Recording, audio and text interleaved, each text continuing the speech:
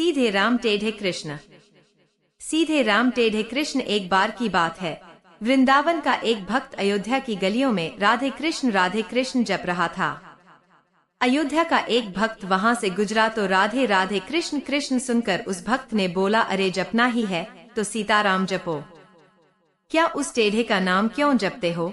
वृंदावन का भक्त भड़क कर बोला, जरा जबान संभाल कर बात करो, हमारी जबान पान खिलाती है तो लाद भी खिलाती है, तुमने मेरे इष्ट को टेढ़ा कैसे बोला? अयोध्या वाला भक्त बोला, इसमें गलत क्या है, तुम्हारे कन्हैया तो हैं ही टेढ़े, कुछ भी लिख कर देख लो, उनका नाम टेढ़ा कृष्ण, उनका धाम टेढ़ा वृंदावन। वृंदावन वाला भक्त बोला, चलो मान लिया, पर उनका काम भी टेढ़ा है और वह खुद भी टेढ़ा है, यह तुम कैसे कह रहे हो? अयोध्या वाला भक्त बोला, अच्छा अब यह भी बताना पड़ेगा, तो सुनो, रास रचाना, माखन चुराना, यह कौन से सीधे लोगों के काम है? और बताओ, आज तक किसी ने उसे सीधे खड़े देखा है? क्या कभी वृंदावन के भक्त को बड़ी बेइज्जती महसूस हुई? वह सीधे जा पहुंचा बिहारी जी के मंदिर, अपना डंडा डोरिया पटक कर बोला, इतने साल तक खूब उल्लू बनाया लाला, तुमने यह लो अपनी लकुटी कमरिया, और पटक कर बोला, यह अपनी सोटी भी संभालो, हम तो चले अयोध्या राम जी की शरण में। और सब पटक कर भक्त चल दिया। अब बिहारी जी मंद मंद मुस्कुराते हुए उसके पीछे पीछे चल दिए। भक्त की बाह पकड़कर बोले, अरे भाई, तुझे किसी ने गलत भड़का दिया है।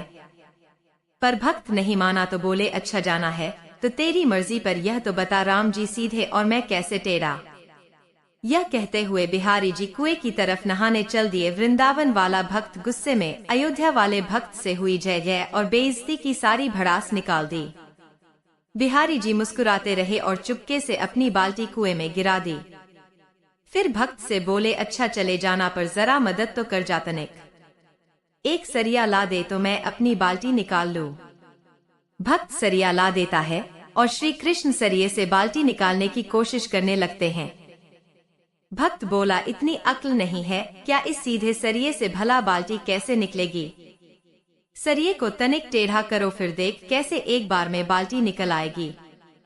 बिहारी जी मुस्कुराते रहे और बोले, जब सीधेपन से इस छोटे से कुएं से एक छोटी सी बाल्टी नहीं निकाल पा रहा, तो तुम्हें इतने बड़े भवसागर से कैसे पार लगाऊंगा?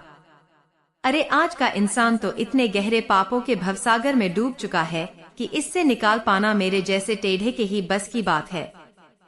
श्री कृष्ण का नाम जपना हम पहले ही जान चुके हैं कि श्री भगवान का नाम श्री भगवान की तरह ही शाश्वत, सनातन और आनंदमय है।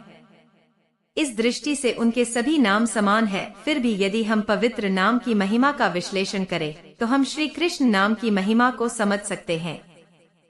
क्योंकि पवित्र नाम श्री भगवान से भिन्न नहीं है, इसलिए नामों की महिमा दिव्य अभिव्यक्ति होने की महानता के अनुपात में है। इसलिए चूंकि श्री कृष्ण स्वयं भगवान है, इसलिए उनका नाम भी विशेष है।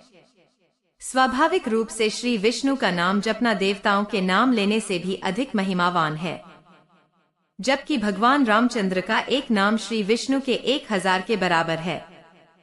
श्री राम महादेव ने भी देवी माँ से यही कहा, रमो रामेति रामेति रमे रामे मनोरमे सहस्र नम विलुप्त रमण राणे। श्री रामचंद्र मत्स्य कुर्म तथा अन्य अवतारों से श्रेष्ठ है। यह हमें शास्त्रों से ज्ञात होता है, इसीलिए पद्म पुराण में कहा गया है, राम नाम अन्य अवतारों के नामों से अधिक महिमावान है। सतनाम स्तोत्र भी इस तथ्य की पुष्टि करता है। श्री विष्णु का एक नाम सभी वेदों के पाठ से अधिक फल देता है। फिर भी श्री विष्णु के 1000 नाम भगवान राम के एक नाम के बराबर हैं। ब्रह्मांड पुराण में कहा गया है, श्री कृष्ण का नाम एक बार लेने से हमें वही फल मिलता है जो भगवान विष्णु के 1000 नामों का 3 बार जाप करने से मिलता है।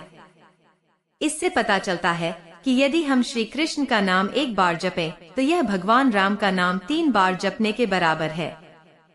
श्री चैतन्य तामृत में कहा गया है, श्री रामचंद्र का नाम मोक्ष प्रदान करने वाला है, इसलिए यह तारक मुक्ति देने वाला है, तथा श्री कृष्ण का नाम प्रेम प्रदान करने वाला है, इसलिए यह परक प्रेम देने वाला है।